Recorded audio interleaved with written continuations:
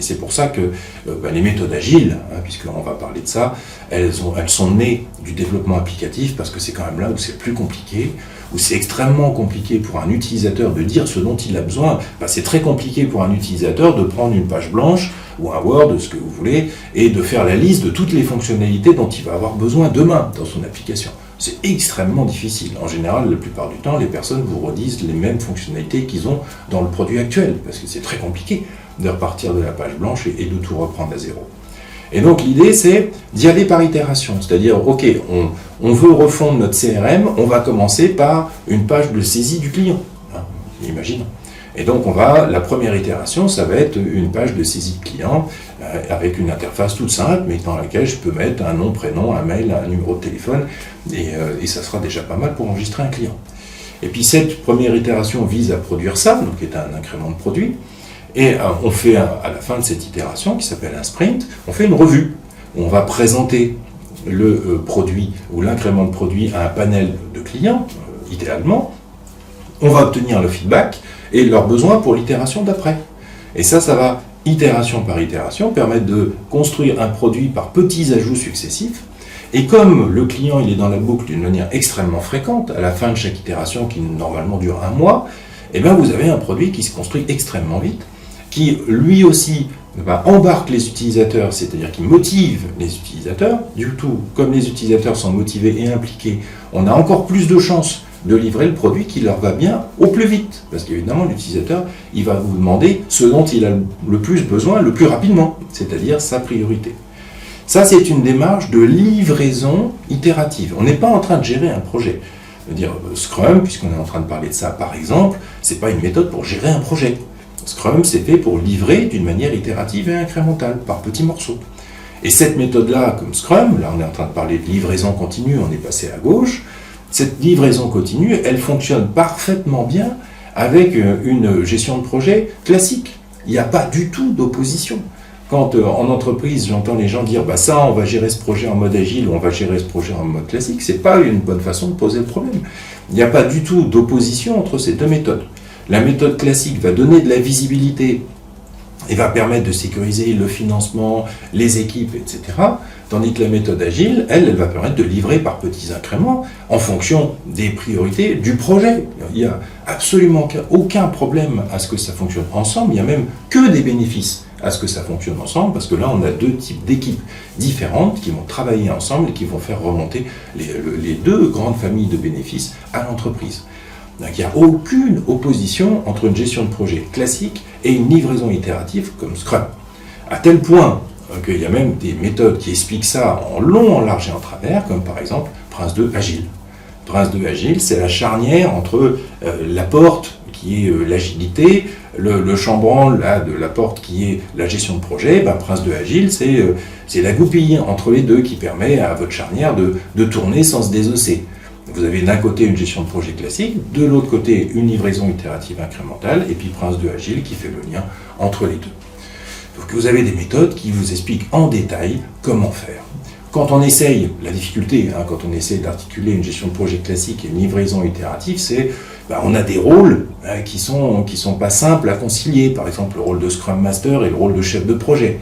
C'est deux personnes différentes, c'est les mêmes.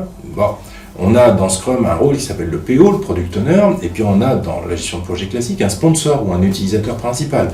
Ce sont des gens différents, ce sont les mêmes. Comment est-ce qu'on fait pour organiser un peu tout ça ? Il y a des réponses dans Prince 2 Agile, et j'en parle un peu longuement, pardon, mais c'est tellement important d'articuler ces deux méthodes ensemble et de ne pas les opposer qu'il faut absolument que vous ayez au moins en tête ce nom-là pour que vous puissiez vous y référer. Si je passe du côté gauche, du côté de la livraison continue, donc on a vu que la gestion de projet pouvait parfaitement s'articuler avec une livraison agile, et donc cette livraison agile, en gros, il y a deux grands types de familles pour livrer de manière itérative et incrémentale.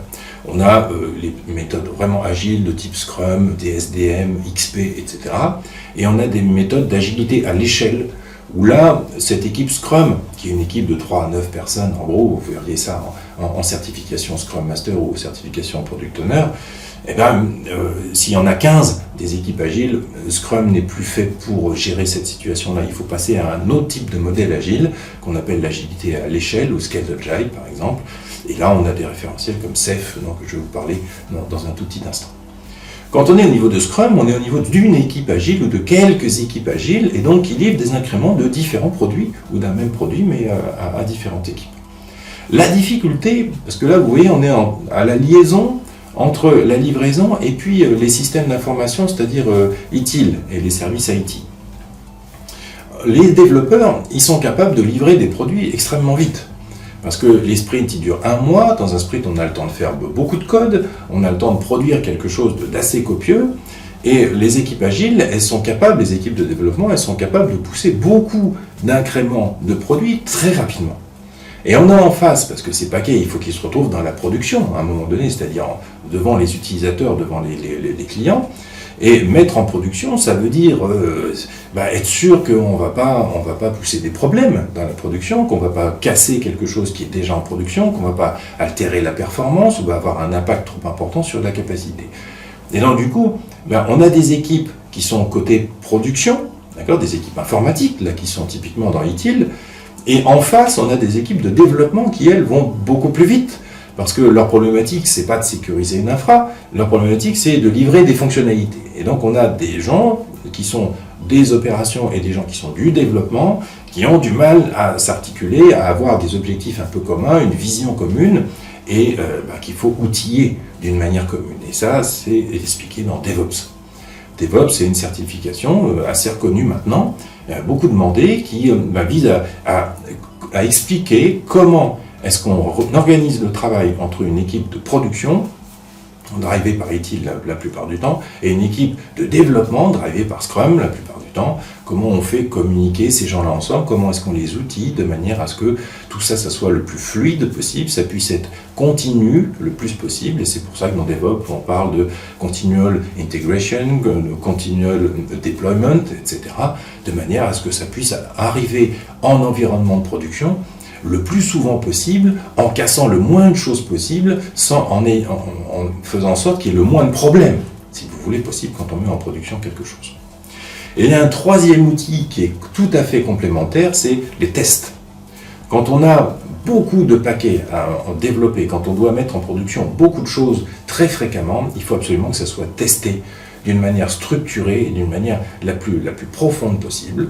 Et là, il y a des méthodes qui existent, une qui perce beaucoup, qui s'appelle ISTQB, qui est une méthode de test logiciel, qui a plusieurs niveaux. Vous avez le niveau fondation, vous avez practitioner, etc., qui explique comment mettre en œuvre des tests dans le processus de développement, de manière à ce que l'intégration et le déploiement soient le plus continu possible.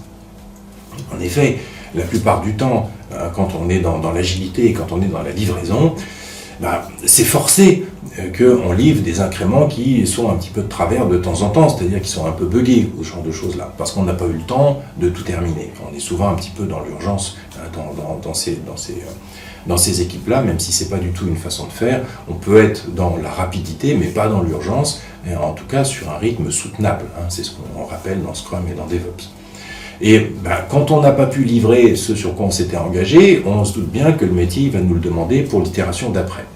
Et puis si on ajoute encore un petit peu de sauce à l'itération d'après, on finit par produire encore un petit peu plus de bugs, et finalement on pousse devant soi une sorte de boule de neige qui grossit, ça s'appelle la dette technique. Et une des réactions qu'on a assez naturellement et qui est la mauvaise réponse à ce truc-là, pour résorber cette dette technique, c'est de diminuer les tests. Et ça, il n'y a rien de pire, parce que si vous diminuez des tests, évidemment, derrière, vous générez encore plus de dettes techniques. Bon, la réponse, par contre, pour essayer de circonscrire cette masse de problèmes qu'on est en train de créer et de pousser devant soi, c'est d'industrialiser les tests le plus possible, et notamment les tests unitaires, bien entendu. Et ça s'organise, ça s'outille également, et la meilleure pratique pour parler de ça aujourd'hui, qui fonctionne le mieux, c'est ISTQB, qui permet justement d'industrialiser les tests le plus possible. Ça, c'est pas forcément une problématique d'outils, c'est souvent une problématique plutôt de personnes, parce que, évidemment, mettre en place des tests automatisés, ça nécessite qu'il y ait un petit travail supplémentaire, c'est-à-dire qu'on code le test. Alors, on n'est pas obligé d'aller jusqu'au test-driven development qui dit vous ne pouvez pas écrire du code tant que vous n'avez pas codé le test qui va permettre de valider votre code. On n'est pas obligé d'aller jusque-là. Mais en tout cas, mettre en œuvre une pratique systématique d'industrialisation des tests unitaires, c'est extrêmement important, mais ça nécessite un petit peu de travail au début. C'est comme tout, c'est un investissement. Et parfois, la plupart du temps, c'est les développeurs eux-mêmes qu'il faut convaincre, parce que les développeurs, parfois, ils peuvent se dire « oui, bon, moi je sais développer, c'est bon, je ne fais pas de bugs, ou bien on corrigera ça au fur et à mesure, tout va bien ». Mais non, tout va pas bien. Parce que quand on a 10 000 lignes de code, ça va, on s'en sort, mais quand on en a 1 million, on s'en sort plus.